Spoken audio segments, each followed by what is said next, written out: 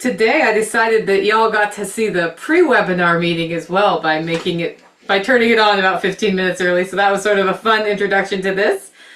This is a series that we came up with about 4 or 5 months ago, where we thought it would be fun to see past presentations from the Self-Reliance Festival in Camden, Tennessee, and then be able to discuss them. So those of you who are in the chat, make sure you're talking to everybody in the drop down, but you can chat with each other as we're going and talk back and forth as things strike you. And if you want to ask a question or have a comment be seen for us to handle as we go, if you hover over your window, there's a little Q&A button there. And if you submit a question to that, I see it in a list and we can proctor those as we pop in and out of the video we're going to watch. I wanted to introduce Shawn from Hack My Homestead. That's hackmyhomestead.com. He's joining me today as a co-host. He's also our sponsor and vendor manager and has been very helpful to Self-Reliance Festival since the very first one. You've been to every single one, right, Shawn? Yep, and you're muted, so.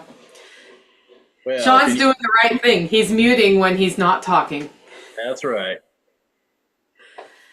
Okay, so Self-Reliance Festival started as a dream, and it was after a party at Special Operations Equipment when John Willis had spent that whole party showing people his homesteading stuff. And he said, Nicole, people are really interested in this. Like, maybe we should do something. And so I put a call out to his network, to my network, and said, if you want to present anything, fill out this form. And the first Self-Reliance Festival had about 150 people, and we were giving presentations in John's garage, which is also his gym. So there's all this gym equipment everywhere. And then we also had a pole barn outside, and we were rotating back and forth sessions. And we just had a really good time, got done with that and decided one day isn't enough. We're going to do 2 days. And from there, we've exceeded 500 people coming to the festival. I think the best outcomes of the festival have been the relationships people develop as they get to know each other and discover other people are worried about the same things I'm worried about, and other people are interested in some of the same things I'm interested in. And, I would not have my sheep. My flock of sheep would not exist today had the second Self-Reliance Festival not happened. And somebody was talking about needing to sell their sheep as Tactical Redknock was walking the other direction, and he did a U-turn and said, oh, tell me more. And we ended up buying that flock of sheep. And there are stories after stories after stories about stuff like that happens. Right now, tickets are only $50 through the end of August 1st, so midnight on August 1st. And that's because a generous sponsor popped in and said, for every early bird ticket we sell, we'll get $25 off back from them. So they're like subsidizing every early bird ticket. And we also added this time, so this is new, we've added a family pass for $150. It will go up. The price on that will go up after early bird expires too, but that gets 2 adults and any related child, no matter how many you have. A family with 5 children just signed up yesterday for a total of $150. And paired with that, we are working with Rebecca Cook, so Becky Cook, Toolman Tim's wife, who runs daycare centers, to do Self-Reliance Kids during Self-Reliance Festival. So at different times during the festival, there'll be some children's activities, anything from cooking with fire. Don't worry, we have methods where they don't need to burn themselves, to doing more, crafty things like painting or carving pumpkins, stuff of that nature. The whole point there is to give families something that they can take their kids to that will pique interest, so that long term we have more people coming up in the homesteading and self-reliance movement. So if you're interested in that, the event is October 5th and 6th, and it's in Camden, Tennessee, and the website is selfreliancefestival.com. With that, Shawn, I'm going to hand things to you. All right. I assume you guys can hear me okay. Yeah, so a couple of things I just wanted to reiterate that Nicole mentioned. We've been talking a lot online in some of the groups that I'm involved with about how the generation or two that's older than me didn't really instill that homesteading ideals in us. Like there wasn't like maybe you had a grandparent that like you went and visited and they were doing some homesteady type stuff. But you know, when I was coming up through school, it was like go to college, join the military so that they'll pay for your college, and then go to college or go to college. Like those are your options. And as a matter of fact, I remember multiple times being told, you know, essentially, your only options are to go to college or you're going to be flipping burgers somewhere, which is ironic because I actually worked at Waffle House during high school. So I was already flipping burgers and I loved it. It was really fun. But the idea, like Nicole said, is we want young kids to be exposed to some of these things as well as each other. There's a ton of homeschoolers kind of in our community. And so it's always great to get those kids together so that they can share their own experiences, but also to have some exposure to the things that we talk about at Self-Reliance Festival. You know, we talk about obviously what do you need to do to be self-reliant. It's kind of a misnomer because we talk a lot about community and we talk a lot about finding your tribe and things like that. But it's like, you know, a lot of people say self-reliance, like, oh, I've got to rely on myself for everything. And that's really not what the whole situation is about. It's about the community. It's about, hey, I grow chickens for, you know, for meat and eggs. You've got ducks. Why don't we trade? That way I don't have to grow ducks. Like it's just simple stuff like that. So we definitely want the families to come out. We understand in the past that buying a full price ticket for a 2-year-old kid, you know, is kind of a barrier to entry for some people. So one of the things that we decided to do this year was the family pass. So a couple other things I wanted to cover. Make sure if you've got a question, are we telling everyone to put it in all caps, Nicole, is that right? That they can do that in the comments. If you put the word question in all caps, I'll see it. So Rosie has already used the question and answer tool. They have a tool at the bottom. It says Q&A, and if you enter the question there, it just collects them for us all in one place. Okay. She asked me how the tongue was because I did a live stream today cooking a cow's tongue, and unfortunately, the answer is still cooking. So, but I promise, Rosie, I'll let you know how it was. Yeah, they're big pieces of meat. It takes a little while. Yep. All right, so one of the other things I wanted to talk about, we do a giveaway at every one of these webinars, which again, we started back in the spring. Today's giveaway is actually sponsored by me. We will pick the name today, so you have to be here on the webinar in order to be eligible to be picked, obviously. And then I will physically hand you the thing at Self-Reliance in the fall. And the thing is a USB drive with all of my ebooks. And I went on and checked out, if you add all my ebooks together, they're like $123 if you were to buy all of them. And I'll run through real quickly what that is. So my newest one is Mastering Solar Incentives. I do a deep dive on federal solar tax credits that you can get for putting solar and or batteries in at your house. I also have the solar water pumping white paper. So this is based off the Kickstarter movie that we did last year, where we've got all of the pump testing information, how to figure out how to pump with solar, how to figure out what head pressure is and all of these different things. We've got another book called The Backwoods Blueprint.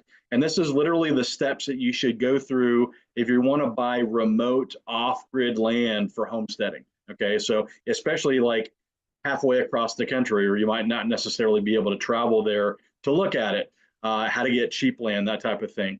I also have a vermicomposting superbook. And so this is like everything you've ever wanted to know about vermicomposting, all packed into 48 pages. And then I've also got another book that's called How to Evaluate Your Home's PV Potential. So if you're interested in putting solar on your house, whether that's to hire a contractor or to DIY, this ebook runs you through all of the like definitions that you need to know, how it all works, and how to actually use your power bill to come up with a budget to compare to the quote that you're getting, or you know, just a place to start where you say, maybe it's out of the cards for me right now. So all of those will be on the thumb drive, as well as about 3 dozen PDFs curated by me that are just all about off-grid living. So whether it's gray water, whether it's black water, whether it's solar, whether it's designing your house to maximize solar gain in the winter and minimize it in the summer, all of those things all together. And like I said, if you're here at the end, you're eligible to get that, and I will deliver it to you in person at SRF in October. Let's see, what else do I have on my list to talk about? All right, so actually, the next thing is actually introducing our video. Go ahead. I was going to interrupt before you do the video, guys. We are streaming the first half of this webinar to the Living Free in Tennessee YouTube channel right now, and possibly my Facebook, I'm not sure. And if you're watching it there and want to be eligible to win this awesome giveaway, you're going to need to be on the actual webinar to do that. And we're only streaming the first half of the webinar. So if you're interested, be sure to go to selfreliancefestival.com/webinar, hit sign up, and that will trigger an email with the link to the Zoom so that you can join us on the actual webinar and win your chance, or get entered in your chance to win the giveaway. Okay, go for it. All right, so our segment that we're actually going to be covering today on the webinar was from Billy Bond from Permapastures Farm and the Permaculture Pimpcast. Great permaculturist. This was actually Billy and his son William actually were both together on stage to walk through this. You'll get to see William's fantastic artistry skills. I mean, they're on point. You're not going to believe how awesome they are. But he walks through the chicken tractor on steroids. So they developed this program. It's kind of built on some things that Jeff Lawton, who's kind of like the prince of permaculture, so to speak, he built this off of someone else's idea, and then they took it and just started building and testing and doing different things with it. And so he walks you through that whole system of how it works, what they've done, what they've learned through testing all these different methodologies for the chicken tractor on steroids. All right. Okay, we're gonna do a little finger cross for Technology Works. I'm gonna switch it over to the video. This is weird, but joyful. When I say weird, I'm hearing myself on a mic. Right off the bat, before we get into it, I want to give a huge shout out to my friends sitting right there, Two Old Crows Homestead. Give them a hand, y'all. Every time we go to a festival like this, we got two guys and we know absolutely nothing about how to set up a booth, how to do any of that. And the last time, they saved our bacon because we processed a pig and didn't have time to cook it. They did it for us, and today they hooked us up again. So I want to give them a round of applause again. Thanks, y'all. And also I want to give a round of applause to my band, Sexual Chocolate. They play so fine, don't you agree? All right, just breaking the ice a little bit. Hey, good to see all of you people out here today. It's a joy to be here. Thanks, John. Thanks, Nicole. And thanks, everybody else, for having us. Okay, I'm Billy, the permaculture pimp daddy from Permapastures Farm. That used to be my handle. And for those of you that might be offended, PIMP stands for Permaculture is My Passion. So it's an acronym. I basically took a awful word and took something and made positive out of it, okay? And the whole purpose for that was to reach out to the people that might look a little bit like me. So if I can make them laugh, then maybe they might think that this lifestyle is a little bit possible for them. Well, that drifted into anybody that's willing to listen. So that brings us here today. Okay. So we have a farm, Permapastures Farm, about 6 hours that way in Mars Hill, North Carolina. Now, what if I told you there is a way for everybody in this room to raise all of your chickens, all of your eggs.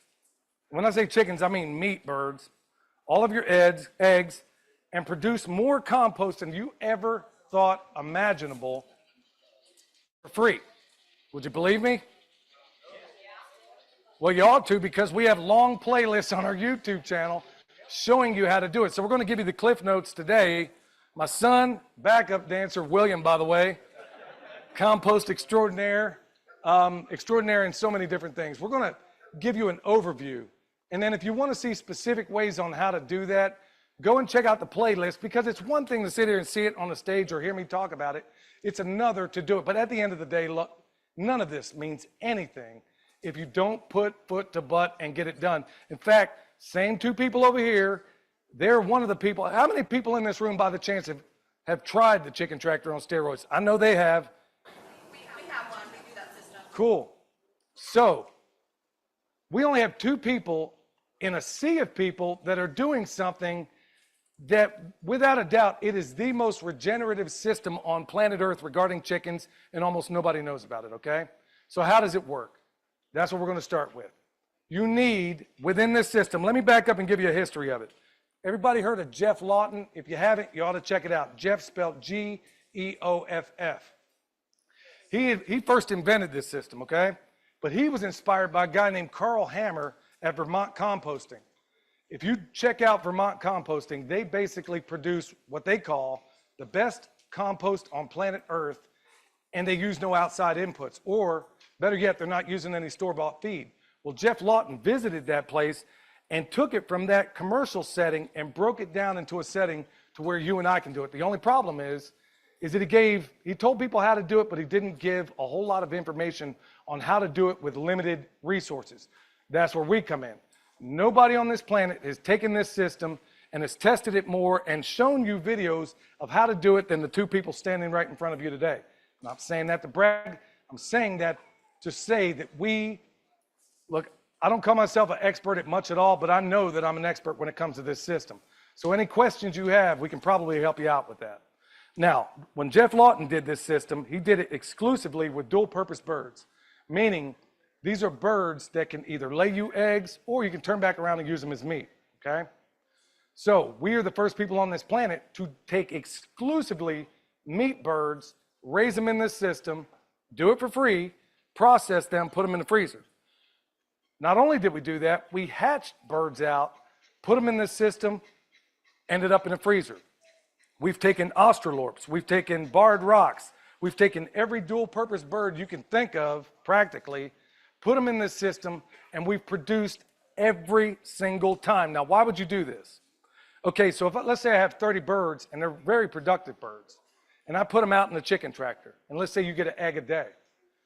In this system, we'll find out that the birds will not only produce better quality eggs, but they, in most cases, will produce 10% more.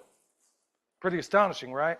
Especially for a system where it requires few outside inputs. So, what do you need? Let's talk about the basic components. Okay, keep the laughter to a minimum. My son ought to be writing ransom notes, okay? Can anybody read that says Permapastures Farm up there? Okay, so what we have is a chicken house. And we have this isn't one of the chickens we raise. This is clearly one that's got problems. This is a compost cage. This is a compost pile, compost pile, compost pile. You did good, son. All right. So the way it works is, and we're going to work this kind of backwards. So you need, if it is, and this is stuff we found out, if you have specifically just layers in your system, you need a minimum of about 28 birds. But people like them and a number of others who have done this system have found out that you can do it with considerably less. But I'm going to tell you what the system, the way we've done it. So we got 28 birds in this tractor, if they're exclusively layers. Every day in the bottom of this, now bear with me, it's going to sound a little convoluted, but it's not. This is a compost cage. In the bottom of that compost cage will be the bedding that these guys had inside their tractor. So we put that down first. Following? In an ideal world, if you have ruminants, pigs aren't ruminants, but if you have cows, a lot of people don't. You're working on a homestead, okay? So if you have cows, you're going to take a wheelbarrow of cow manure, stick them in that compost cage. And then every day on top of that poop, you are going to feed them food scraps, okay? Now, you're going to need them on commercial feed for the first couple of weeks. Now, it's like, anybody ever done that keto diet? Okay, so when you get yourself into it, you got a little period where you're not doing so great, right? So the same thing happens with the chickens. They're used to eating store-bought food in however way you did it, but they're making this transition. So the first day they're going to look at that pile and they're going to say, tastes great, but less filling. You dig? They're going to like, oh man, what do I do with this? Hunger's going to take over. They're going to start eating that stuff. Okay, after you're a couple of weeks in, as this thing moves along, every week you're turning out the pile. So you got a pile, right? So now the chickens are in this system. You're weaning them off of that store-bought food. As they make that transition, like I said, you're giving them less store-bought food and you're giving them more food scraps. Now, we'll talk about what those food scraps are and where you can get them. If for no other reason you want to listen to what I'm going to say, for that reason of where you can find these food scraps. So what happens? These birds have made this adaptation from being a carb burner to a keto burner. Not really, but that's kind of what they're doing. So they derive from this pile, from all these compost piles. Look at the next compost pile that's alive that you have. You look there with your peripheral vision, and what should you see? Life. You should see little bugs crawling around, but there's a whole lot more that you can't see. That's what these birds are eating. That's where they are deriving their protein, out of this system. They're getting it out of the piles. So in week 1, when they got their first pile out, you're going to find out, this is the beauty of this system, y'all.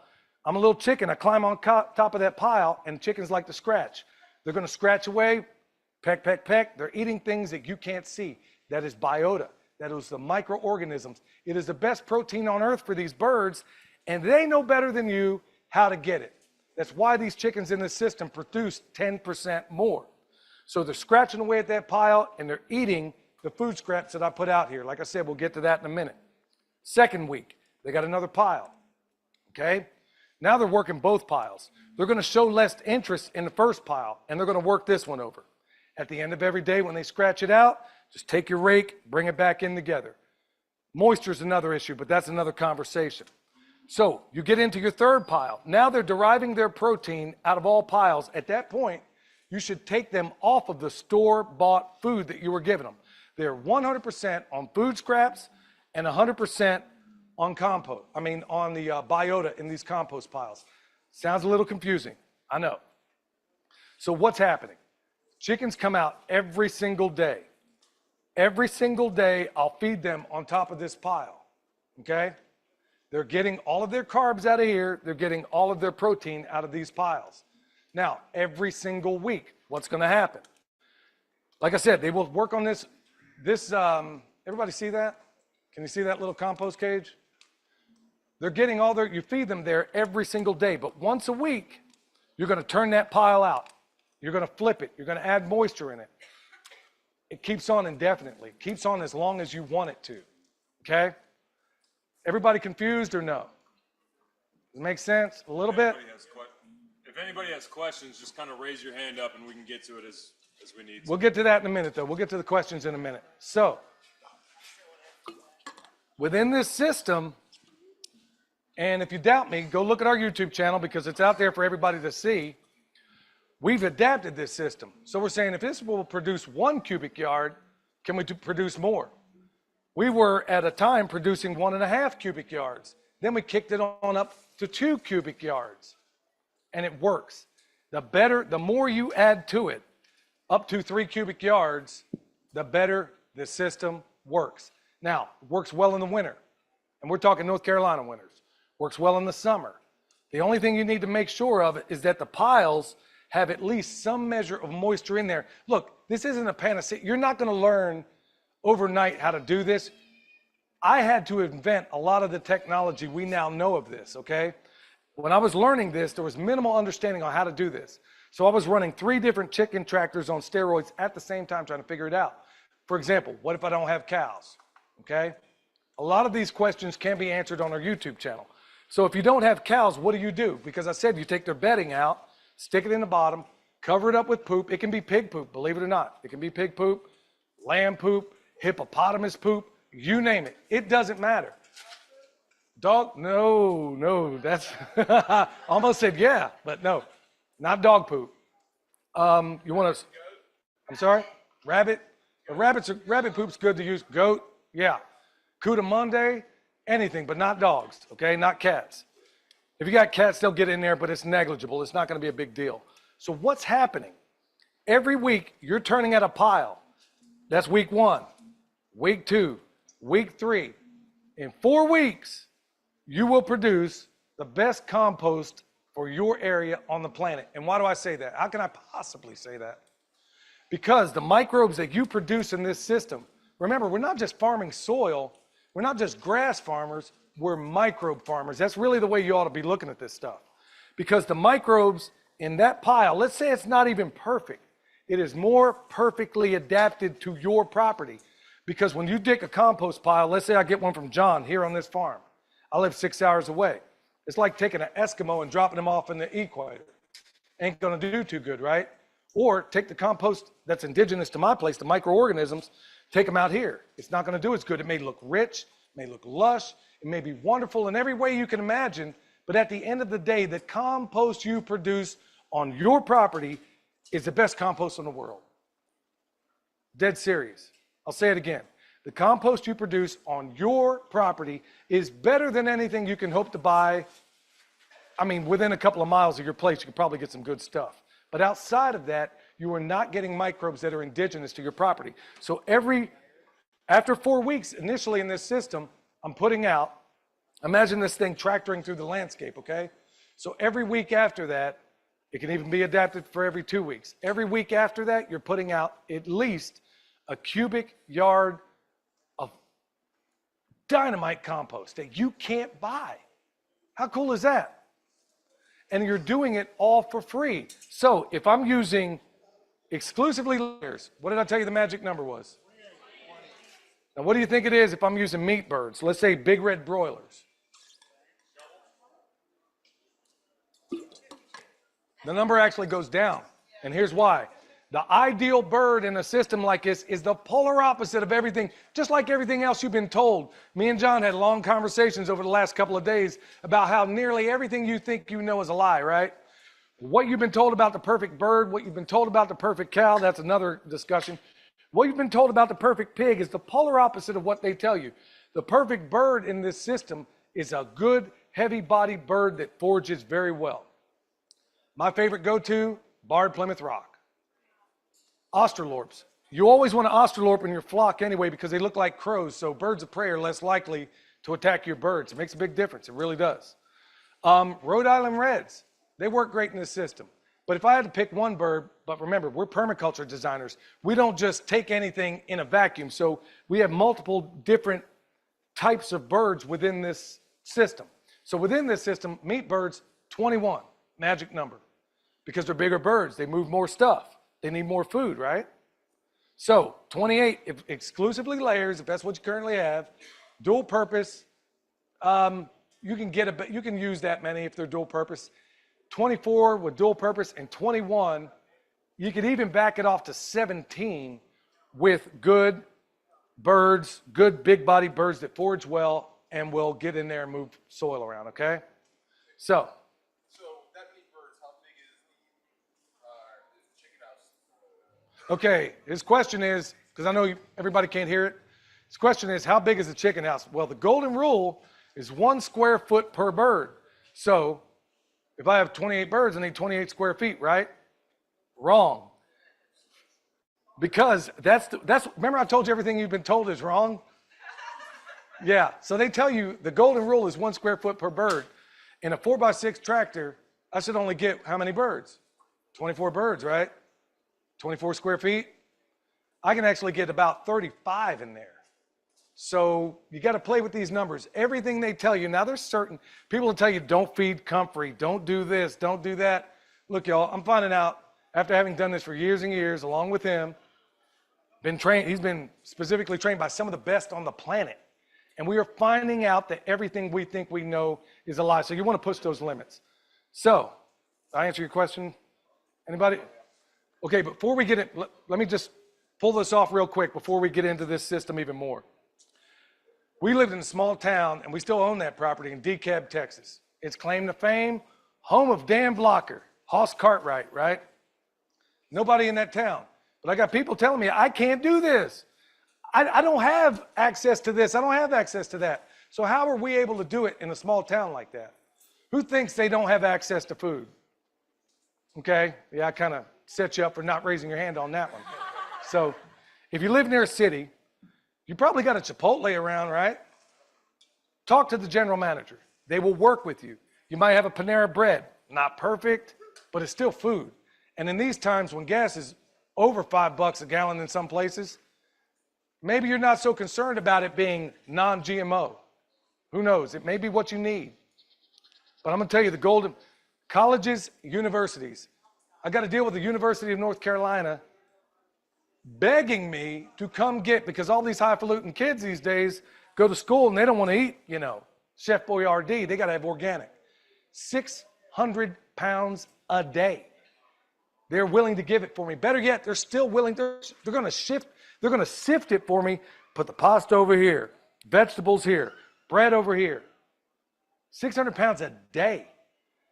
Okay, so you're saying I don't live near any of those, but I'll tell you what you do have around. Schools. Name a town that doesn't have a junior high, a middle school, elementary school, high school. What do they have there? If you don't know about this book, you need to think about it, especially in these times. It's called The Independent Farmstead by Shawn and Beth Doherty. I thought I invented this years ago. Come to find out, these people were light years ahead of me, okay? Get that book. You'll be glad you did, because you find out that in their system, it all surrounds itself around the family milk cow. So you get the milk you got. Your omnivores, your pigs and chickens, can eat that food, right? All the stuff you don't eat. And then you grow other things. Either grow it or you acquire it. Let's say it's within a school system. So what do they have in all these junior high schools? What do they have in the elementary school? What do they give them every day that you could drink? Do you have any idea? Check, you doubt me. Go look at every school dumpster you can think of and count the number of milk jugs you see in there. Don't tell me it doesn't happen. I know, I've done it. I've seen it. They fill up in a single day in DeKalb, Texas, which is where we started all this, a quarter of that dumpster a day full of the milk that they are not allowed to reuse. Now, is that perfect milk? I wouldn't drink it, but my chickens and pigs would, okay? Now I'm saying this isn't ideal, so anybody that tells me I can't do this chicken tractor on steroids where I live, you need to expand your thinking, because I guarantee there's a junior high, there's an elementary, there's a high school where they're throwing foods away in extraordinary amounts. In fact, one trip per week to Chipotle is enough to feed 6 adult pigs and 30 chickens for a week. So you may not live next to a Chipotle, but you live next to a school, I guarantee it. There's somebody around you. If I could do it, and he could do it in DeKalb, Texas, home of Hoss Cartwright, it can be done anywhere in the United States of amnesia. It can be done. We've just got to be thinking outside the box. You have to be thinking far outside the box, y'all. As far as your carbon sources, we've covered all that on the YouTube channel. Well, that was a pretty flaming start to the presentation now, wasn't it? Thank you to Rebecca for giving me a 30-second warning so that I did not echo the heck out of things. One of the things about being the organizer of the Self-Reliance Festival is I don't always see all of the presentations because people sometimes interrupt me and ask questions, and particularly back then when we did, I think this was the first presentation that Billy and William ever did at a Self-Reliance Festival. And that was before I had awesome staff members helping me. I think that was the event where I met Rebecca, who is part of who made this webinar possible. And Shawn was an avid attendee, but he was not helping with organization on the back end. I would get asked roughly 400,000 questions a day. And I saw half of this presentation. So one of the things I love about this webinar series is I get to see and concentrate on, without interruption, the presentation. And I'm always struck with what a great speaker Billy Bond is. He's such a good teacher, and he made it his mission in life. I remember I was sitting with him one day in the evening after we had done a class, and he said, what do you think is going to happen in the future in the world, Nicole? And I said, well, it's looking a little tense. He's like, I think people are going to be hungry. And if you look at everything that Billy does, it's centered around feeding yourself without breaking the bank. Ways to optimize small scale food production systems on your home in a way that's environmentally sustainable, but also can feed you and often will be so productive that it feeds other people. Because what we know is hungry people are more likely to misbehave than fed people. And so the more people we can keep fed, the better off we all are in the long run. So, you know, a lot of people think about homesteading and being prepared or preppers as two different things, but they're just two sides of the same coin, because once you go down one path, you end up on the other path. I came to this world from the homesteading side and then realized I was a prepper. Other people start on the prepping side and they start realizing, gosh, like if something happens and I can't get the things I need, I guess I should store the things I need. And they start accumulating things, and then they realize eventually that will run out too. And if I don't learn how to do things and I don't, you know, figure out how to produce, then that's a finite amount of time as well. And so they end up then getting interested in homesteading things. So that's actually one of the things I love about the Self-Reliance Festival is we're talking to both sides of the same coin. And another thing I like is is the business side, because it's very easy to spend all of your money and go into all the debt and stack up all of your fuel storage and your generator and your solar panels and your food stores and your medical item stores and a couple of really fun pew-pews to use for self-defense and maybe some night vision stuff and some body armor and all of those things, and then look around, realize you're still at a job you hate that you have to go to every day, and you are stuck with that because you've managed to accumulate a lot of debt, and you're starting to analyze your month in terms of how much debt you have to support, rather than with sort of more of that longer term vision of like how you can build the life that you want to have. And a big thing that happens, and I think probably the most important thing that happens when we get together in Camden, Tennessee, is a couple of things. You have access to people who have built themselves from absolutely rock bottom nothing, right? And it is that place where they start, and within just a couple years have become so successful they're millionaires. You hear these stories, you hear what they faced, you hear how they sacrificed. Because everybody I know who's done that had some very, very long days. They did things like sleep where they worked. They did things like take showers at the local pool or at a YMCA or something because they didn't have an apartment to live in, and cook on a hot pot. They did all sorts of stuff like that. They worked day and night to put things back together after their lives had fallen apart. And the lessons they learned during that time and the discipline they learned to have is a lot of how they became prosperous. And everybody I know who's built themselves up this way is very motivated to help anybody else who's like, how do I get out of the rat race? How do I get out of the rat race? They'll tell you how. But they're also very cognizant about their time. So they'll say, you know, well, what you need to do, person starting your off-grid homestead, is document it in video and start posting consistently once a week and develop a following, because that following is part of who you can sell to when you have something that you've figured out is the thing you want to sell, right?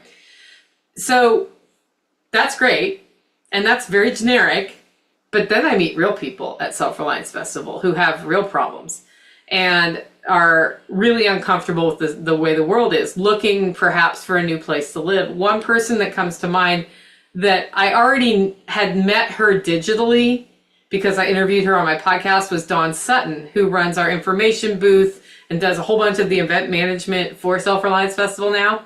She came down to Self-Reliance Festival, the second one I believe it was her first one, because she had seen us all on the internet, and despite being kind of introverted, decided she wanted to come out and and check this out and get to know who these people were, see if these people really were who they were. And her husband came as well. And what happened after she was there is she and her husband decided where they wanted to be was Tennessee, and they were in another state. They were in fact the owners of the sheep that Tactical bought that are now running at the Holler Homestead, because they realized when they were in Camden that every barrier they thought was in their head for keeping them from moving somewhere different was just in their head. And that if they really wanted to move to Tennessee, they could make it happen. And her husband got a job that he could do from home at a Tennessee company, though. And she figured out that they could sell the house. They had saved enough money that they could buy their land outright in Tennessee and then start building an off-grid home. And so when I say an example of somebody making videos about off-grid home building, that's who I was thinking of, actually. And she makes some good videos. And he has the knowledge to build a solar system because of his area of expertise. So they've put together those things, and they decided, I don't need, I don't know how big their house was, but let's just say it was 2,000 square feet. I don't need a 2,000 square foot home with a couple of acres in this part of the world, which I'm seeing prices go up. I'm seeing an increase in violence around us, that sort of thing. What we can do is buy a shed to house, like a tiny house, and build it out and live in a camper while that's happening. And on hot days in the summer in Tennessee, when we don't have electricity yet, it's hot. It's hot. No air conditioning. And we're going to work our butts off getting this place built so we can get it done. And within a year, they had moved. And from there, they've put it in a solar system. They have different tiny homes that they're building for their kids. They've become the local karaoke machine in the area. So they run karaoke at different bars around the area, and always happy to see them at Self-Reliance Festival. But they changed their whole life just because they happened to go to this event, and some barriers that were in their way towards what they wanted went away. And we've seen that happen time and again. And it's not just somebody moves to an off-grid home, right? Some people decide to start a business and they build the business and they come back and, they're a multi-million-dollar business that didn't exist 2 years ago. That energy is a great thing to expose yourself, even if you don't want to start a business, you just want to do a side hustle, or you don't want to do any of it. That energy and people who are in that space will ask you questions that make you think. And when that happens, it's an amazing transformation that we go to. Okay, this is about where the live stream is going to end on YouTube, guys. So don't forget, if you want to see the second half of the programming, go to selfreliancefestival.com/webinar and sign up, and you'll have an automated email with the link to the Zoom. I hope to see you on the Zoom. I have been seeing attendee counts going up, so hopefully y'all got the memo. And Facebook, same thing. So that's the deal. I did want to announce that while we were watching that video, digital passes to Self-Reliance Festival launched. We have, with the help of Rebecca from Red Flyer Media, been able to provide digital passes where you see all of the presentations from the stage, unless one of the speakers says they don't want their presentation recorded. But so far, nobody's ever told me not to record their session, so we've been in the clear. But we do ask them, we do give them that out. So you'll see those presentations live, and then within about a month or so after the festival, we have them edited down into individual videos that you can log in and see. And those digital passes are now live on the ticket page, also at $50. So now is a really good time to grab those tickets. That's selfreliancefestival.com, and just click on tickets in the upper right-hand corner. And with that, Shawn, it's your turn to talk. I think you have a couple of questions for us, right?